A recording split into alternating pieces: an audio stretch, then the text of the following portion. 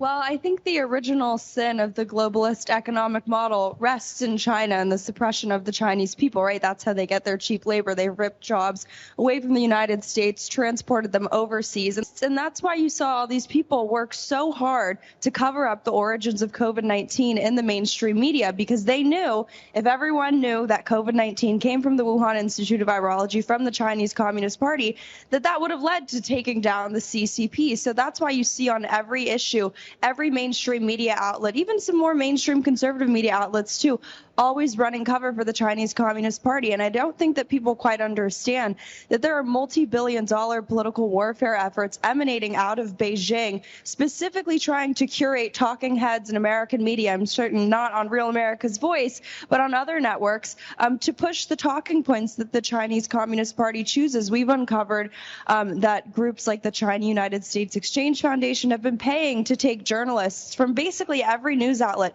CNN, the New York Times, the Wall Street Journal, NBC, MSNBC, I could list until the block ends, but to take them on trips to China overseas, and upon return, if you read the contracts, they're compelled to provide, quote, favorable coverage of the Chinese Communist Party. And this is just a drop in the very, very large ocean in terms of the tactics that China uses to really advance their own talking points. I always joke that, you know, even though the Chinese Communist Party and their state-run outlets are distributed and disseminated in the halls of Congress, papers like China Daily, it's superfluous. They don't need to do that because the editorial stance of so many mainstream papers are already, like so many things in America, being made in China. How deep and how broad is the infiltration in the money of the Chinese Communist Party in American society and culture?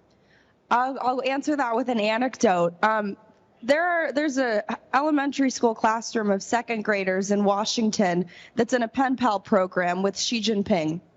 And I know that might be shocking to people. Pen pal program with, you know, a mass dictator, a mass murderer. So when we try to understand why our intelligence agencies are acting like the Chinese Communist Party, treating us like dissidents, really weaponizing information, engaging in full-blown information warfare against the American people, it's because they have officially merged with the Chinese Communist Party. They use their tactics, whether it's intelligence warfare, economic warfare, not kinetic warfare yet, but you see political persecution. You see all the tactics the Chinese Communist Party uses against their own people, and that's why it's so critical to take down the CCP,